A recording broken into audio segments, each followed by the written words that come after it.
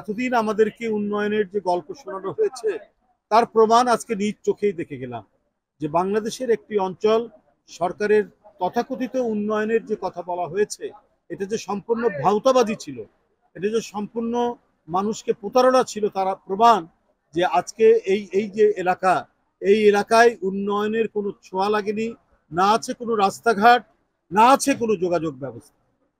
এটা এরা তো আর বাইরে বাংলাদেশের বাইরের কেউ নয়, ইনারা তো বাংলাদেশেরই মানুষ। শুধু দুই একটা পদ্মা সেতু আর ফ্লাইওভার ঢাকায় দেখিয়ে মানুষকে আপনারা যেভাবে, অর্থাৎ গত ফ্যাসিস্ট সরকার যে কাণ্ড করেছে, যে ধরনের প্রতারণা করেছে জনগণের সাথে, সেটা আজকে আরো নতুন ভাবে আমরা এখানে দেখলাম। আমরা যার বাসায় এসেছি সে সম্পর্কে আমরা বিএনপি পরিবারের আহ্বায়ক আতিকুর রহমান রুম্মন বলেছেন যে এটি শুধু পরিবারের গৌরব নয়, এটা এই জাতির গৌরব।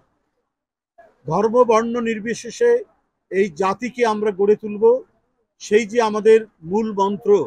আপনাকে যে বিএনপি সহায়তা করলো সব মিলিয়ে আপনার কেমন লাগলো মাসি একটু বলেন তো? এখন এই বৃষ্টি ভরার গমলা বইলা মরে ছাদা দিয়ে ঋতু ঋতুরে হইপান সাংবাদিক একজন মন্ত্রী একজন ব্যাগ একজন মরে হইপাদন সাহ একজন মরে মুয়াম কম বই বিএমপি নেতা না মুয়াম কম ভাঙর খালে গামারা ধন্যবাদ।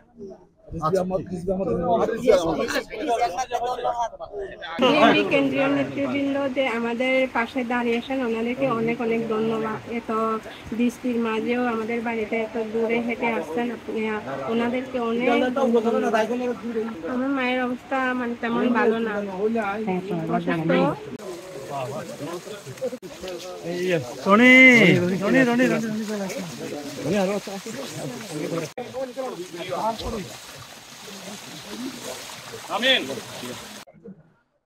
রাঙামাটির নয়, সারা বাংলাদেশের গৌরব হয়েছে। সেই আমরা দোয়া করব তিনি যেন ঋতুপর্ণা চাকমার মাকে খুব দ্রুতই। আতিকুর রহমান রমন, তার আগে আমি চট্টগ্রাম বিভাগীয় সহসাংগঠনিক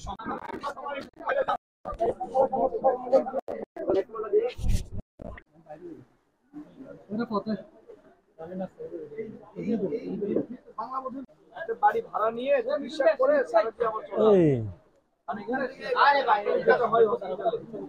এবার